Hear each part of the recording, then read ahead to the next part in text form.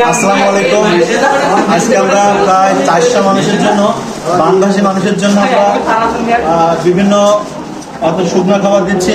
তো এখানে দেখতে পাচ্ছেন যে আপনারা এখানে হচ্ছে চিড়া দেওয়া হচ্ছে এবং এই সাইডে আছে মুড়ি, এখানে আছে চিনি আছে, এই সাইডে আছে বিস্কুট আছে, 2 ধরনের বিস্কুট আছে, আর এখানে হচ্ছে স্যালাইন আছে, তারপর হচ্ছে আরো ওষুধ আছে আপনার। এখানে আছে মোমবাতি আছে,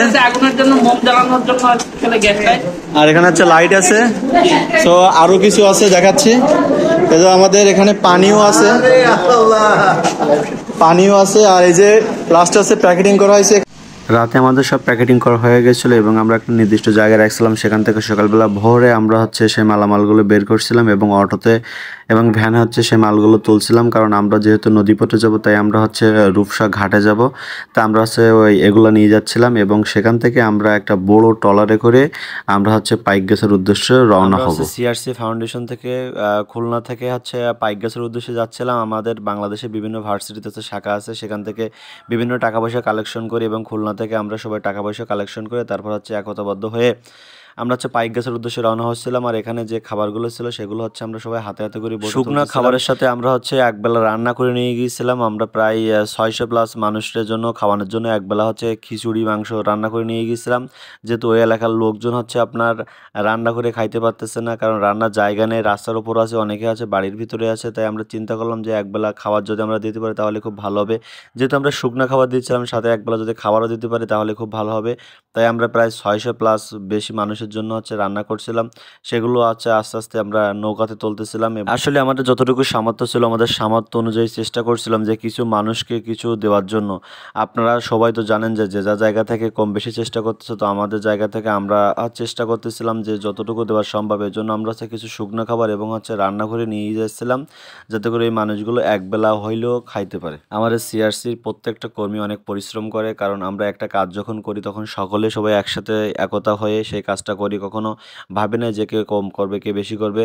আর যেহেতু বৃষ্টি হচ্ছিল, এই জন্য আমরা হচ্ছে নৌকার ভিতরে সবাই বসেছিলাম, কারণ বাইরে প্রচুর বৃষ্টি হচ্ছিল, তাই একটা জায়গায় সবাই হচ্ছে বসেছিলাম। তারপরে হচ্ছে আমরা নৌকাতে খাবার প্যাকেটিংয়ের কাজ সবাই শুরু করছিলাম, কারণ যেহেতু আমরা হচ্ছে এত দূরে যাচ্ছি আর আমরা ওইভাবে প্যাকেটিং করি না, কারণ খাবারটা নষ্ট হয়ে যাবে। তাই আমরা ভাবছিলাম যে রান্না করে নৌকাতে নিয়ে প্যাকেটিং করব। তারপরে হচ্ছে আমরা সবাই একসাথে হয়ে সেই প্যাকেটগুলো হচ্ছে প্যাকেটিং করতেছিলাম। এখানে আমাদের অনেক সিনিয়র ভাইও ছিল, তারা অনেক হেল্প করছিল, আমরাও তাদের সাথে হেল্প করছিলাম। আমাদের শাহজালাল ভাই অনেক বেশি পরিশ্রম করে। আমি যখন দেখি যে ভাই থাকে তখন আমার বেশি ভালো লাগে, কারণ ভাই অনেক পরিশ্রম করে। আর ভাইয়ের সাথে থাকলে একসাথে হাসি খুশিভাবে কাজ করতে পারি। আমরা যখন বোর্ড নিয়ে যাচ্ছিলাম তখন দেখতেছিলাম কিছু মানুষ রাস্তার সাইড দিয়ে চিল্লাচিল্লি করতেছিল যে ভাই আমাদের একটু সহযোগিতা করুন, আমাদের কিছু খাবার দেন, কারণ আমরা হচ্ছে না খেয়ে আছি। তারপর হচ্ছে আমরা বোর্ডটা একটা সাইড করি এবং সেই মানুষগুলোর বলি আপনারা সবাই লাইন দিয়ে দাঁড়ান, আমরা প্রত্যেকটা মানুষের হচ্ছে খাবার দেবো। তারপর হচ্ছে আমাদের এখানে যেহেতু খাবার ছিল অপর্যাপ্ত পরিমাণ, তাই আমরা সবাই হাতে হাতে করি সেই মানুষগুলোর লাইন দিয়ে দাঁড়ানোর পরে সবাই হচ্ছে খাবার তুলে দিয়েছিলাম। আর এই মানুষগুলো হচ্ছে মানে রান্না করা খাবার যে কতদিন খায় না তার কোনো ঠিক নেই। যেহেতু আমাদের বলছিল যে ভাই আমরা রান্না করতে পারতেছি না, আমাদের থাকার সমস্যা, আমাদের খাওয়ার সমস্যা, তাই হচ্ছে আমরা। আপনাদের এখানে কি আসলে কি খাবার পায়নি কেউ? আপনাদের বাড়িঘর কি ভালো আছে? রাস্তার পরে আছেন, রান্না বান্না করার অবস্থা নাই? এখানে কত ফ্যামিলি আছেন?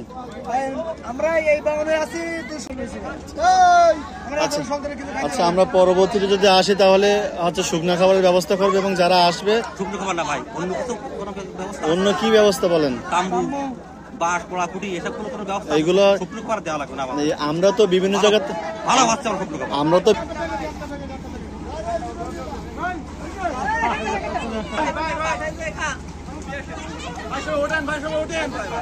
সামনে যাচ্ছি, সামনে আরো খাবার দেবো, আমাদের কর্মীরা কাজ করতেছে।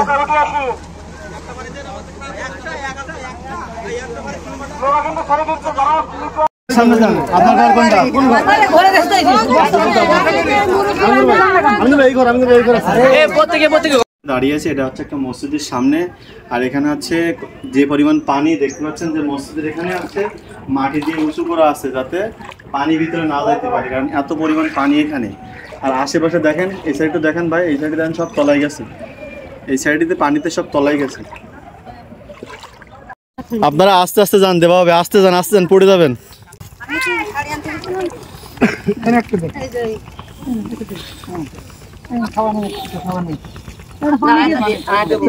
দেখতে পাচ্ছেন যে রাস্তার সাইডে ছোট ছোট ঘর, আর সেই ঘরে আসলে ভিতরে থাকার কোনো জায়গা নাই, এই জন্য তারা রাস্তার সাইডে হচ্ছে এই যে ঘর বাঁধতেছে।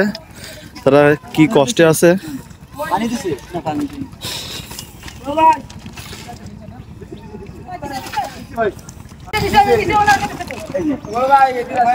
পানি দিবে না আমাকে?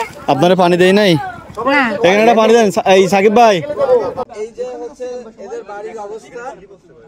এদের বাড়ির অবস্থা এগুলা অনেকে মনে করতেছে যে বাইক গাছা খুব একটা সমস্যা হয় নাই, কিন্তু হচ্ছে এদের সকল বাড়িঘর ডুবে আছে, কিন্তু ভেঙে গেছে বাড়িঘর। আমরা তো অনেক কথা শুনি যে অনেক ভেঙে গেছে, অনেক জায়গায় ক্ষতি হয়ে গেছে। তা আসলে নিজের চোখে দেখতেছিলাম যে এই যে পাশাপাশি যে দুইটা ঘর দেখতে পাচ্ছেন, এই দুইটা ঘর মনে করেন ভেঙে গেছে এখন, এবং এর ভিতরেও অনেক বাড়িঘর ভেঙে গেছে। আমরা সেগুলো পরিদর্শন করতেছিলাম এবং দেখতেছিলাম। আমাদের টিমের প্রত্যেকটা মেম্বার হচ্ছে ভিতরে গিয়েছিল এবং প্রত্যেকটা বাড়ি দেখতেছিল যে আসলে কতটা ভয়াবহভাবে ভাঙছে এই বাড়িগুলো, আর কি অবস্থা আছে এই মানুষের। আচ্ছা, আপনার এই ঘরে কি হয়েছে একটু বলেন আমাদের। আমার এই ঘরে আমি রাত 3টার সময় বাচ্চা নেই ঘরে শুয়েছিলাম। এবার আমার 3টে ছেলে এবার শুয়ে রয়েছে।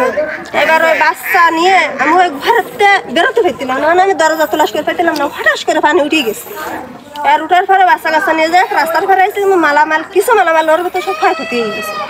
ওই বাড়িটাকে ঘরটাকে ওই হ্যাঁ, তো এই ঘর আরো না, ঘর দুটি একসাথে আরো। আচ্ছা আচ্ছা, তারপরে সেই ধরো রাস্তার ধারে এই কয়েকদিন লোক আসছিলাম, এই লোকের ধারে এসে রাস্তার সাইডে ওই মানুষের কাছে দুটো ওই জায়গায় এখন সামান দিচ্ছে রাস্তার বাড়ি একদম। আপনার তো পানি উঠবে তার কোনো গ্যারান্টি নেই। হ্যাঁ, আপনারা তো রান্না বান্না তো করে খেতে পারতেছেন না।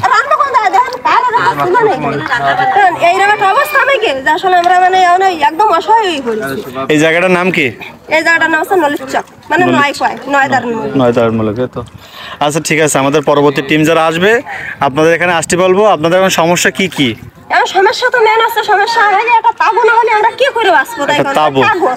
কাগজের পরে কতবার নির্ভর করবে এই বৃষ্টিতে, কারণ অত রোদ নিয়ে খেলা হয়েছে যাবে। আমাদের গ্যাসের একটা ইয়ে করে গেলে এনাদের আমি যত মনে করি আর কি, গ্যাসের কোনো ব্যবস্থা করা গেলে একটা গ্যাসের চুলায় 4-5 জন মিলে কিছু রান্না করলে খেতে পারে, এটা হলে খুব ভালো। আচ্ছা ঠিক আছে, দেখি আমরা যদি সহযোগিতা না করেন তো বাচ্চা কাচ্চা নিয়ে বাঁচবে না। জানেন আমার ছোট ছোট দুটো বাচ্চা। আচ্ছা, আমরা একটু বড়, এবার ওরাকে ভাত জ্বালাকে কতবার না খেয়ে থাকতে পারে, কতবেলা শুকনো খাবার খাবে না। আমরা এক বেলার জন্য রান্না খাবার নিয়ে আসছি, আপনাদের দেওয়া হবে, এবং আমরা হচ্ছে আরো বাচ্চারা শুকনো খাবার অনেকে খাইছে না, কতবেলা খেতে পারে কোন। আর আমার নেই। আমরা যে খাবারগুলো নিয়ে গিয়েছিলাম প্রায় 500 থেকে 600 প্যাকেট নিয়ে গিয়েছিলাম, সেই খাবারের প্যাকেটগুলো শেষ হয়ে গেছিলো এবং আমাদের কাছে অনেক বেশি খাবার ছিল। তাই ওনাদের সবাই মাইকিং করে বলতেছিলাম যে আপনারা যদি খাবার নিতে চান তাহলে সবাই প্লেট গামলা নিয়ে আসেন। দেখতে পাচ্ছেন যে সবাই অনেকেই প্লেট গামলা নিয়ে আসছে।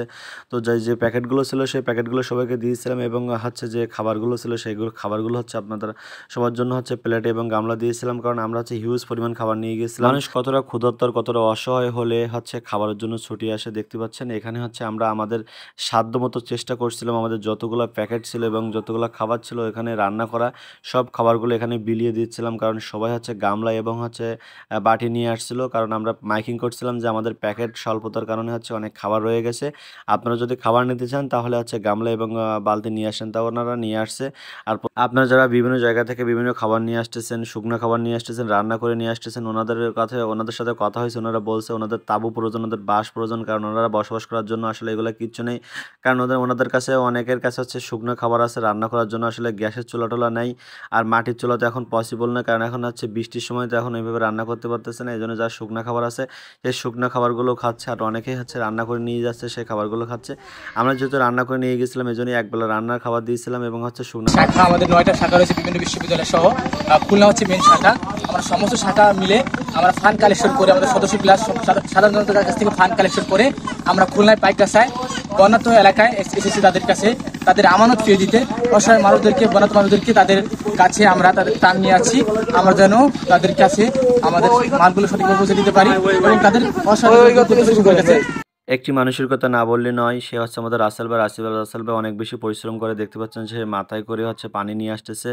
সো আপনাদের বিষয়ে, সবার বিষয়ে একটা কথা বলবে, সেটি হচ্ছে আপনারা যারা ত্রাণ দিচ্ছেন এবং বিভিন্ন খাবার টাবার নিয়ে আসতেছেন, আসলে ওনাদের খাবারের থেকে ওনাদের থাকার বেশি প্রয়োজন, ওনাদের তেরবল প্রয়োজন, ওনাদের বাস প্রয়োজন, ওনাদের রান্না করার জন্য হচ্ছে গ্যাসের চুলা প্রয়োজন। আপনারা যদি সামর্থ্য থাকে অবশ্যই চেষ্টা করবেন। আমরা হচ্ছে আমাদের জায়গা থেকে যতটুকু চেষ্টা করার দরকার ততটুকু করছি। পরবর্তীতে যারা আসবেন অবশ্যই আপনারা হচ্ছে এদের তেরবল এবং হচ্ছে বাঁশ একটা ঘর তৈরি করতে গিয়ে যা যা লাগে আপনারা যদি পারেন তাহলে দেবেন, এবং হচ্ছে রান্না করার জন্য মেন হচ্ছে গ্যাস, আপনারা অবশ্যই চেষ্টা করবেন। আপনাদের এই পলিথিন ছাড়া তো আর কিছু নাই?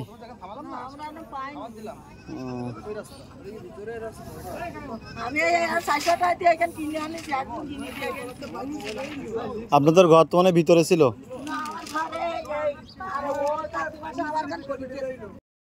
সবশেষে একটা কথা বলবো, এনারা ভালো নেই। আপনারা দেখতে পাচ্ছেন যে এনারা কত কষ্টে আছে। দেখেন যে রাস্তার পাশে হচ্ছে ঘরের ভিতরে আছে কাদা কাদা হয়ে গেছে, আর অনেকে হচ্ছে ঘর তৈরি করতেছে। ওনাদের মেন সমস্যা হচ্ছে ত্রিপল।